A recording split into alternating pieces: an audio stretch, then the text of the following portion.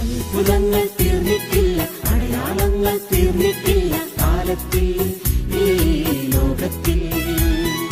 എൻ്റെ പേര് സുമി. ഞാൻ എറണാകുളത്ത് നിന്ന് വരുവാണ്. എൻ്റെ അപ്പന് വേണ്ടിയാണ്. ഏപ്രിലിൽ അപ്പൻ ആശുപത്രിയിൽ കയറി കിടക്കേണ്ടി വന്നതാണ്.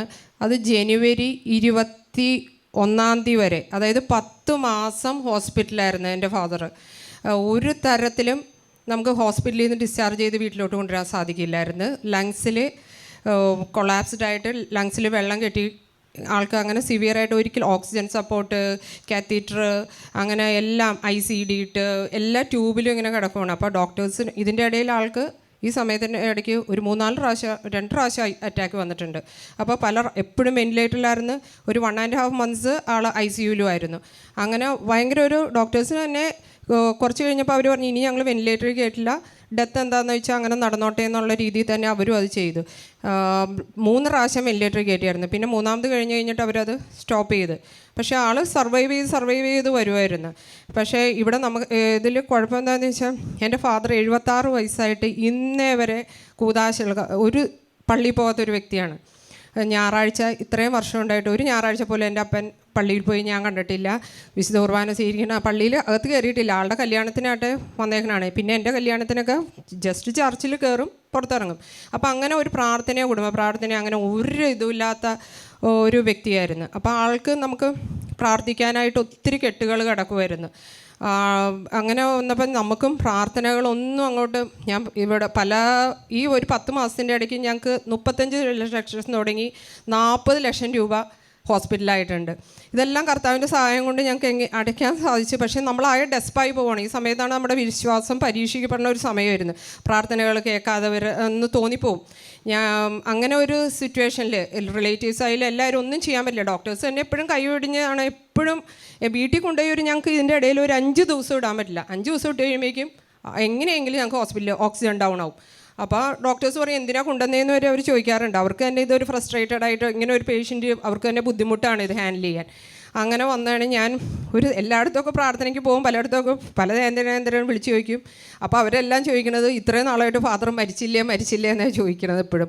അങ്ങനെ ഞാൻ ജനുവരി 2 എനിക്ക് വേറെ ഒരു അച്ഛൻ പറഞ്ഞാണ് ഞാനിവിടെ എറണാകുളത്ത് നിന്ന് ഇങ്ങനെ ഇവിടെ പാലക്കാട് ധ്യാനകേന്ദ്ര ഇവിടെ അച്ഛൻ്റെ നമ്പർ ചോദിച്ച് ഞാനിവിടെ വന്ന്. അപ്പോൾ അച്ഛൻ പറഞ്ഞ് ഞാൻ ജനുവരി 2 തന്നെ വന്ന് പ്രാർത്ഥന ചൊല്ലി അച്ഛൻ എനിക്ക് അതിൻ്റെ കറക്റ്റ് കൗൺസിലിംഗ് ടൈമിൽ എന്തൊക്കെയാണ് പ്രയർ, അല്ലെങ്കിൽ നമ്മളെ പൂർവികർ വന്നു പോയിട്ടുള്ള എല്ലാ കടങ്ങളും എന്തൊക്കെയാണെന്നുള്ളതെല്ലാം 1 by 1 ആയിട്ട് അച്ഛൻ പറഞ്ഞു തന്ന് നമ്മൾ ചെയ്ത എല്ലാ പാപങ്ങളെല്ലാം നമുക്ക് എപ്പോഴാണ് ഓർമ്മ വരുന്നത്. അതിനു മുമ്പ് നമുക്ക് ഇതൊന്നും അറിയില്ല.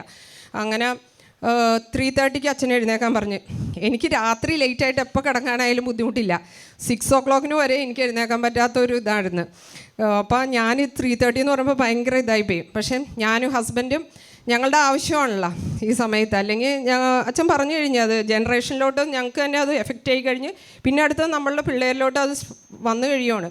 അപ്പോൾ എനിക്കത് സ്റ്റോപ്പ് ചെയ്യണം. അതായത് ഉടമ്പടി അത് അഭിഷേകം, അതിനുള്ള അഭിഷേകം തിരിച്ചു പിടിക്കണമെന്നുള്ള ഒരു ഇത് എനിക്ക് പരിശുദ്ധാത്മാവ് എന്നിൽ ഒരു പ്രചോദനം തന്ന് ഞാനങ്ങനെ 3:30 എഴുന്നേറ്റ് 2-3 ദിവസമൊക്കെ എനിക്ക് എഴുന്നേക്കാനൊക്കെ പറ്റി. പക്ഷേ എനിക്ക് ഭയങ്കര മേലുവേദനയും എല്ലാമായിട്ട് വന്ന് സെക്കൻഡ് ഡേ ആയപ്പോൾ എനിക്കത് കണ്ടിന്യൂ ചെയ്യാൻ പറ്റുമെന്ന് പറ്റാനുണ്ടായില്ല. ഹസ്ബൻഡ് എഴുന്നേറ്റ് ഒപ്പമാണ് ഞങ്ങളിരുന്ന് പ്രാർത്ഥിക്കണേ.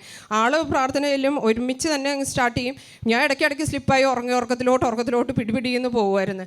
പിന്നെ ഒരു 2-3 ആഴ്ച ഒരു 5-6 ദിവസം കഴിഞ്ഞ് പിന്നെ പറ്റുന്നേ ഇല്ല എനിക്കത് അങ്ങോട്ട്. പിന്നെ ഒരു 7 days കഴിഞ്ഞപ്പോഴേക്കും ഞാനപ്പോഴത്തേക്ക് അതിൽ നിന്ന് ഒരു ഇത് വന്ന് ഫ്രീ ആയി. ഞാൻ അതിൽ നിന്നൊരു ഇത് അതിനുമുമ്പേ പുറത്തൊക്കെ ഭയങ്കര പെയിനാണ്. നമുക്ക് ഈ എഴുന്നേറ്റ് ഇരുന്ന് ഇങ്ങനെ പ്രയർ ഇതൊക്കെ ബൈബിൾ വായിക്കലും പിന്നെ 33 പ്രാവശ്യം വിശ്വാസ പ്രമാണം, 33 പ്രാവശ്യം സെൻറ്റ് മൈക്കിളുടെ പ്രയർ, അതുപോലെ തന്നെ കൊന്ത 4 പിന്നെ കരുണക്കൊന്ത, പിന്നെ സെൻറ്റ് ബ്രിജിറ്റയുടെ പ്രയർ, ശുദ്ധീകരണ സ്ഥലത്ത് അവരുടെ പ്രയർ, ഇതെല്ലാം ഫോളോ അപ്പ് ആയിട്ട് ഞാൻ കറക്റ്റ് ചെയ്തു. അങ്ങനെ ഒരു ഇത് വന്നുകൊണ്ടിരിക്കുക. അപ്പോൾ ഞാൻ എന്നാണ് എൻ്റെ ഫാദർ ഡിസ്ചാർജ് ചെയ്യണേന്ന് ഞാൻ എന്നും നോക്കും. അപ്പോൾ ജനുവരി 2 സ്റ്റാർട്ട് ചെയ്തതാണ്. ജനുവരി 20 ആയപ്പോഴേക്കും ഡോക്ടർ പറഞ്ഞ് ഇനി നമുക്ക് എങ്ങനെയായാലും ഡോക്ടർ പറഞ്ഞ് എന്തായാലും വേണ്ടില്ല നമുക്കത് ഡിസ്ചാർജ് ചെയ്യാൻ. ഞാനൊരു ട്യൂബ് സൈഡിൽ ICD ലങ്സിൽ നിന്ന് ട്യൂബ് ഇട്ടുകയെന്ന് പറയും. എൻ്റെ ഫാദറിനാണെങ്കിൽ ആശുപത്രിയിൽ നിന്ന് ഡിസ്ചാർജ് ചെയ്യണമെന്ന് ഒരു പ്രശ്നവും ഇല്ലാത്ത ഒരാളാണ്. ആൾക്ക് എങ്ങനെയായാലും കുഴപ്പമില്ല. അങ്ങനെ ഒരു അതായത് പാപബോധ്യം ഇല്ലാത്തൊരു വ്യക്തിയാണ്. എന്തായാലും ഒരു പ്രശ്നമില്ല. അപ്പോൾ ഡോക്ടർ എന്തായാലും ഇങ്ങനെ തന്നെ ഒരു കൊണ്ടുപോയിക്കോളാൻ പറഞ്ഞു. അങ്ങനെ 21 ജനുവരി 21 വീട്ടിൽ കൊണ്ടുവന്നു. അപ്പോൾ ഞാൻ ഓരോ ദിവസം ആലോചിക്കും, എന്ന് കൊണ്ടുവന്നാലും 2 ദിവസം കഴിയുമ്പോൾ തിരിച്ചു കൊണ്ടുവരേണ്ടി വരും.